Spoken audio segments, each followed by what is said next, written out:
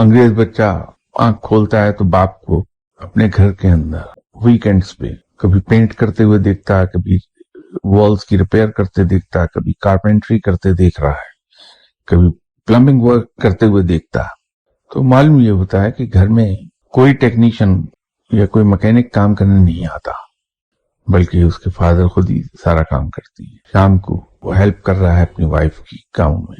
یہ چیزیں بچپن ہی سے اس کے دماغ میں بیٹھنا شروع ہو جاتی ہیں بچے کے. ہمارے یہاں اس کے برعکس ہم یہ سمجھتے ہیں کہ یہ بچہ بہت چھوٹا ہے، اس کو کیا معلوم.